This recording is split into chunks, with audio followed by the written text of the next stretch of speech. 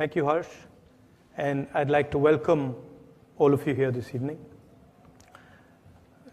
Today happens to be the 11th of September, so I'd like to start by paying homage to all the people who died on this day and all the people who lost loved ones. We stand with them today in their memory.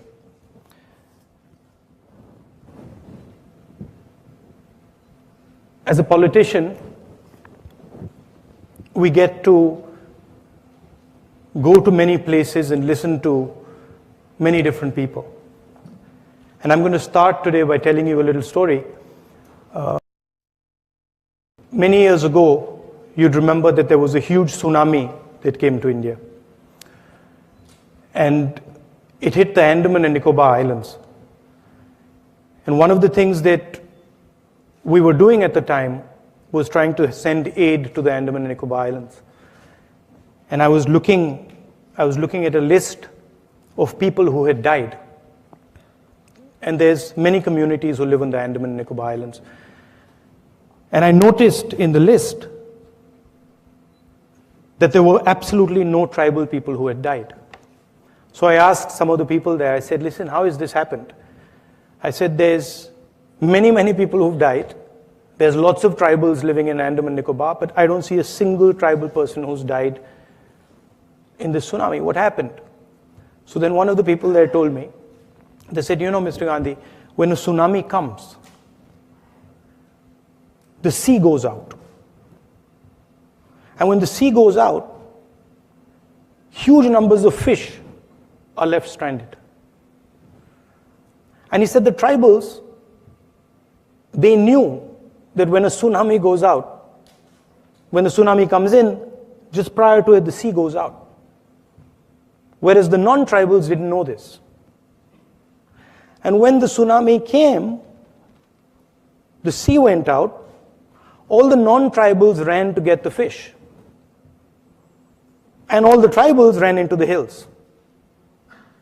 And some of the tribals told the non-tribals that don't go there. You're going to get killed. But they didn't listen. They ran into the sea. And that's why no tribals died.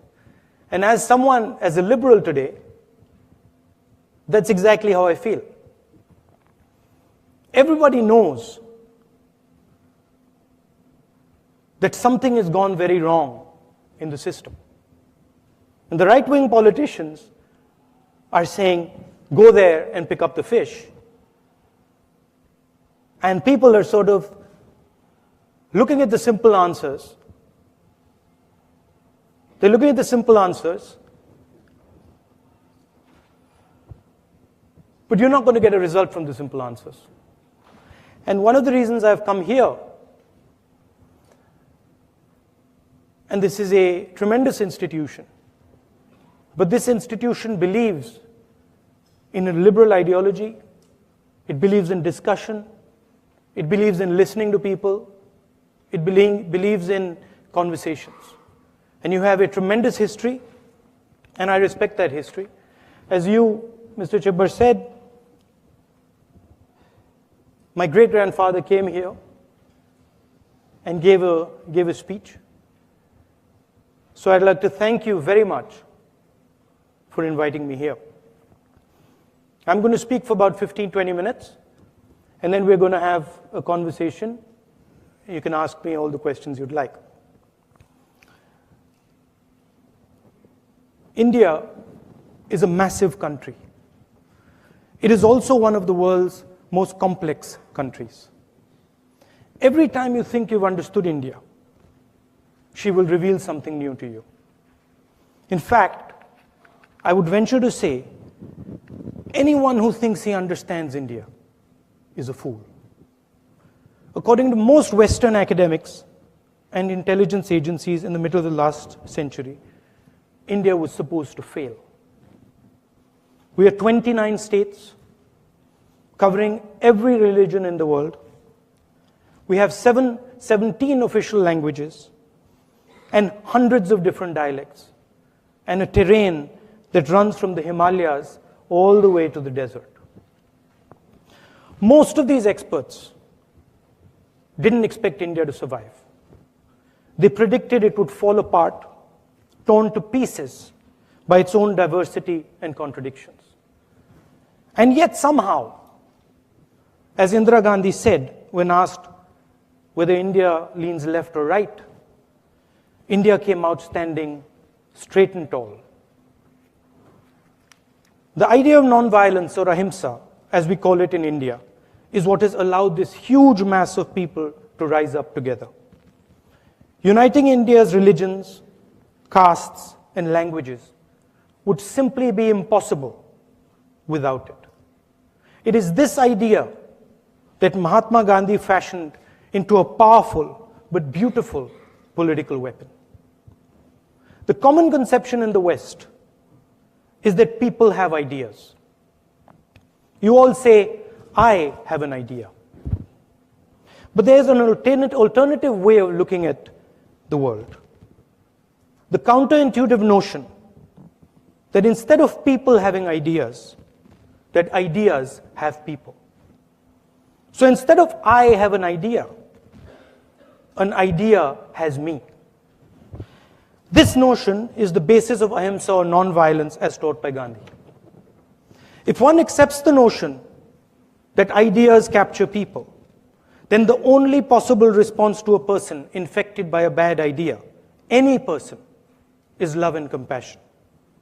The only action you can take against him is to try and rid him of the bad idea and replace it with a good one. Using violence against a person who is infected by a bad idea actually results in the idea spreading more aggressively, multiplying among the people who care for him and love him. This non-violent philosophy in action has traveled far beyond India. Non-violence is not inaction, Cesar Chavez said. It is not discussion. It is not for the timid and weak. Non-violence is hard work. It is this very idea, this beautiful struggle, that is viciously under attack in India today.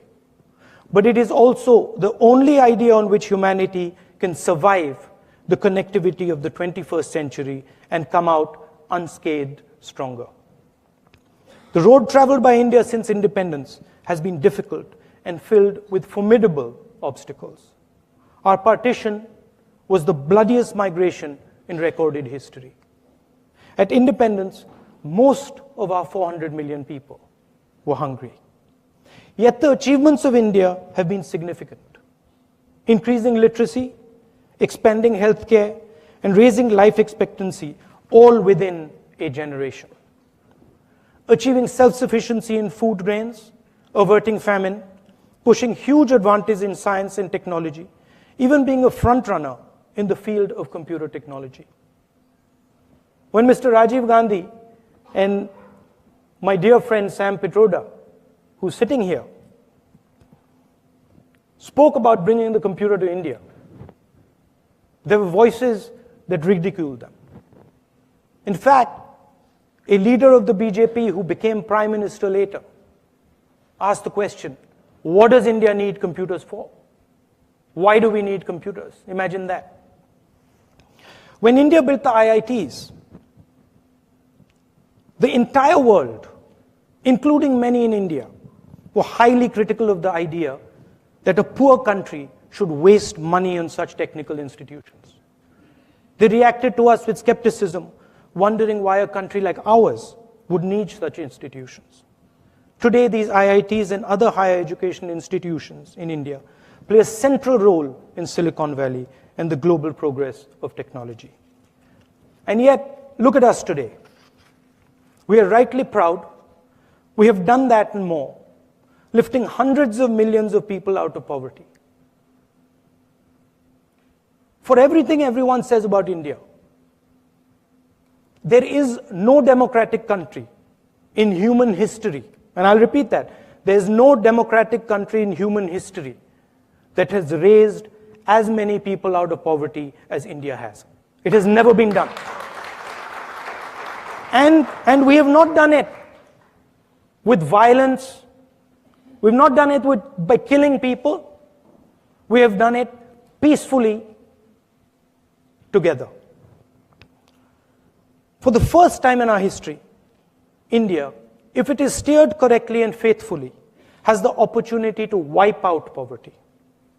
If India is able to lift another 350 million people out of poverty by 2030, it would be an achievement of which the human race can be proud. Doing this will require us to grow at more than 8% over the next 13 years. India has done it before and can do it again. But it is imperative that India sustain a high growth rate for an uninterrupted period of 10 to 15 years in order to do so. At the heart of this powerful engine that India has built with its blood, sweat, and bare hands since 1947 are jobs and economic growth. No amount of growth is enough for India if it is not accompanied by the creation of jobs. It doesn't matter how fast you grow. If you're not creating jobs, you're not actually solving the problem. So the central challenge for India is jobs. Roughly 12 million young people, 12 million, enter the Indian job market every year. Nearly 90% of them have a high school education or less. India is a democratic country, and unlike China, it has to create jobs in a democratic environment. India does not have, and nor does it want, China's coercive instruments. We cannot follow their model of massive factories controlled by fear. Jobs in India are going to come instead from small and medium scale industry. India needs to turn colossal numbers of small and medium businesses into international companies. Currently, all the attention in India is paid to the top 100 companies. Everything is geared towards them. Banking systems are monopolized by them. The doors of government are always open to them, and laws are shaped by them. Meanwhile, entrepreneurs running small and medium businesses struggle to get bank loans. They have no protection and no support. Yet these small and medium businesses are the bedrock of India and the world's innovation. Big businesses can easily manage the unpredictability of India. They're protected by their deep, deep pockets and connections. But the real innovative strength of India lies with the millions of small firms and young entrepreneurs that run them. And they're relying on us to build the financial, communication, and political infrastructure that would allow them to turn their skills into global businesses. Healthcare in the 21st century is being revolutionized. Today, a doctor examines you, analyzes your data, and tells you what's wrong with you. All this is based on his memory. When he retires, that information is lost. Tomorrow, all the medical data is going to be digitized and accessible on computers. Two factors will determine competitiveness in healthcare. First, the type and volume of different medical processes and procedures that are taking place in a country. And second, the genetic diversity of your population. India's size will give it huge advantages. The sheer fact that India performs millions of cataract operations or heart surgeries a year, for example, means we are going to be the best at doing them. But much more important than scale will be India's rich genetic diversity. Thousands of years of cross-culturalism means that India has the world's most genetically diverse population. If medical processes are going to be based on DNA, then India's diversity is going to be a huge global asset. So if you're looking at medical processes in the 21st century, by far the best opportunities for groundbreaking research and innovation will be in India. It is imperative that we start thinking about these systems now, and while addressing the critical concerns of privacy and ownership before they arise. Done properly, this can transform India's healthcare system, and while at the same time, help the world beyond our borders. India has triggered a massive process of human transformation. The nature of India's transformation has now reached a stage where its momentum is so powerful that our failure is no longer an option. Our success impacts the world, but should our country fail, it will shake the entire world. What India is trying to do is to connect 1.3 billion people into the global economy with minimum disruption possible in a peaceful and compassionate way. But don't be confused. If this process breaks down, the potential for violence is massive. I've given you the positives. So before I end, I need to tell you what can go dangerously wrong. Our strength so far has been that we have done all this peacefully. What can destroy our momentum is the opposite energy: hatred, anger, and violence, and the politics of polarization, which has raised its ugly head in India today. Violence and hatred distract people from the task at hand. Liberal journalists being shot, people being lynched because they are Dalits, Muslims killed on suspicion of eating beef. This is new in India and damages India very badly. The politics of hate divides and polarizes India, making millions of people feel that they have no future in their own country. In today's connected world, this is extremely dangerous. It isolates people and makes them vulnerable to radical ideas. Finally, listening to India is very important. She will give you all the answers that you seek. India's institutions have over 70 years built a profound understanding of our country. We have experts in every single field. Ignoring India's tremendous institutional knowledge and taking ad hoc decisions is reckless and dangerous. Decisions like demonetization, which removed 86% of cash from circulation overnight and was carried out unilaterally without asking the chief economic advisor, the cabinet, or even parliament, imposes a devastating cost on India. Currently, we are not producing enough jobs. 30,000 new youngsters are joining the job market every single day. 30,000. And yet, the government is only creating 500 jobs a day. And this does not include the massive pool of already unemployed youngsters. The decline in economic growth today is worrying and is leading to an upsurge of anger in the country. The government's economic policies, demonetization, and a hastily applied GST have caused tremendous damage. Millions of small businesses were simply wiped out as a result of demonetization. Farmers and manual laborers who use cash were hit extremely hard. Agriculture is in deep distress, and farmer suicides have skyrocketed across the country. Demonetization, a completely self-inflicted wound, caused approximately 2% loss in India's GDP. India cannot afford to grow and create jobs at the current rate. If we continue at the current rate, if India cannot give the millions of people entering the job market employment, anger will increase, and it has the potential to derail what has been built so far. That will be catastrophic for India and the world beyond it. Thank you.